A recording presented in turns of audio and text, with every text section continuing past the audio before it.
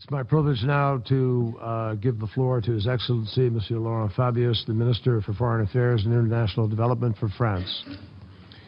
Monsieur le Président, Monsieur le Secrétaire Général, chers collègues, en Syrie et pour la Syrie, il y a extrême urgence.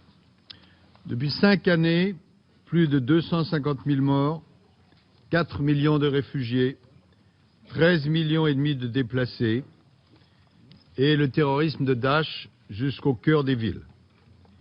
Il y a extrême urgence à résoudre cette crise qui constitue bien au-delà de la Syrie une menace pour la paix et la sécurité internationale. Dans ce contexte, le texte que nous venons d'adopter à l'unanimité est une lueur d'espoir et ce que j'appellerais une résolution feuille de route.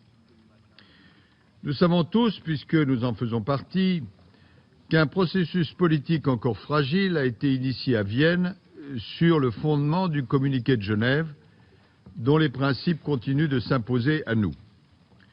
Ce processus réunit de façon inédite, et c'est une bonne chose, la totalité des partenaires internationaux concernés.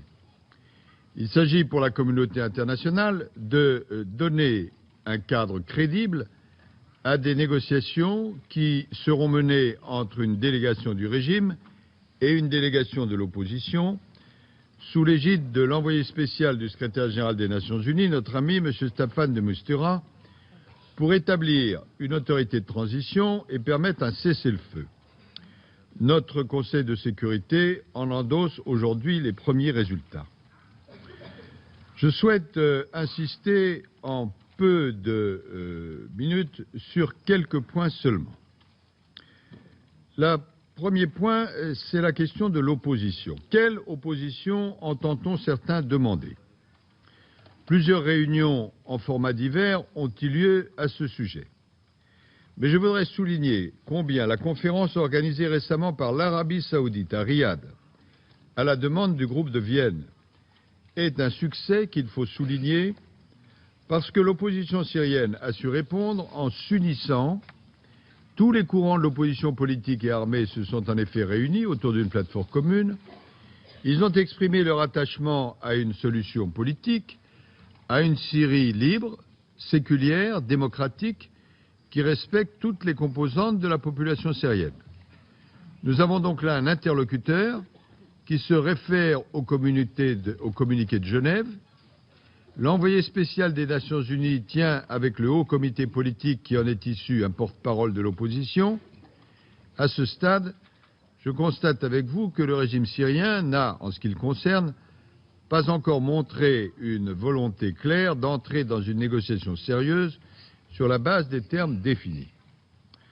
Deuxièmement, le cadre politique. Il est prévu très rapidement des discussions intersyriennes, mais elles ne pourront aboutir que si, avec notre appui et notre garantie, le cadre politique crédible défini par les communautés de Genève et de Vienne est effectivement construit. Ce cadre repose sur plusieurs principes.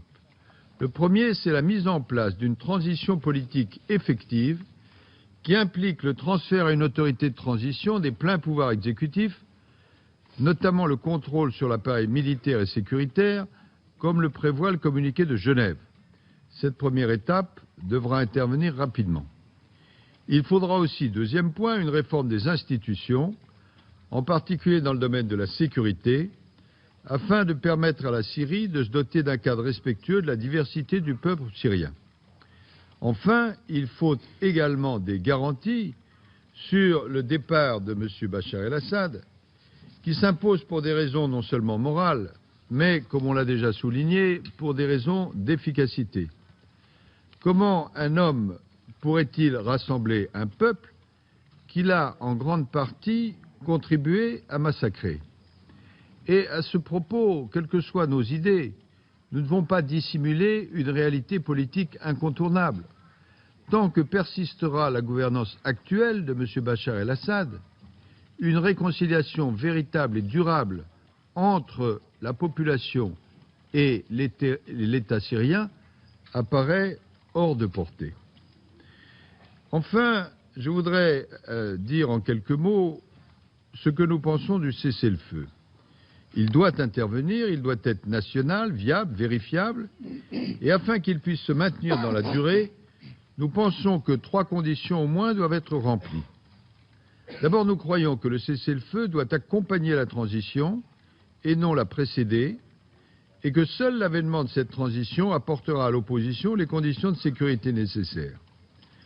Ensuite, nous pensons qu'il faut préparer le cessez-le-feu par des mesures humanitaires immédiates destinées à soulager les populations et à crédibiliser le processus politique.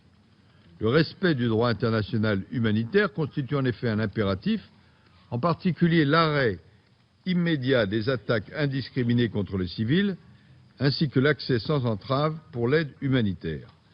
Des mesures de confiance seraient bienvenues pour construire un socle en direction du cessez-le-feu. Enfin, après de telles violences, la surveillance du cessez-le-feu sera une tâche ardue qui nécessitera des solutions innovantes sur le terrain, mais aussi au plan politique un mécanisme dans lequel les membres du groupe international de soutien pour la Syrie les plus concernés et les membres permanents du Conseil de sécurité tiendront les parties comptables du respect de leurs engagements.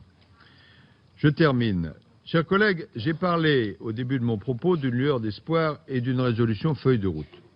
Tous autour de la table, nous devons contribuer de bonne foi à créer les conditions d'une vraie transition politique en Syrie. Il reviendra à chacun d'user de son influence pour conduire les parties syriennes à respecter les orientations que nous avons définies, en particulier lorsque prochainement débuteront les pourparlers intersyriens sous l'égide des Nations Unies et de Staffan de Mistura. La France, pour sa part, sera à la fois active et vigilante, et nous serons vigilants pour que toutes les forces militaires soient tournées vers la lutte contre Daesh et l'éradication du terrorisme. Nous serons vigilants pour que les partis, et d'abord le régime, s'engagent dans la négociation et respectent leurs obligations humanitaires, et nous serons vigilants pour que la communauté internationale s'engage effectivement en faveur d'une transition crédible et d'un cessez-le-feu durable. Ce n'est qu'à travers ces objectifs clairs et cette unité retrouvée que la communauté internationale pourra, comme nous le souhaitons, triompher du terrorisme et mettre un terme à la tragédie syrienne. Merci.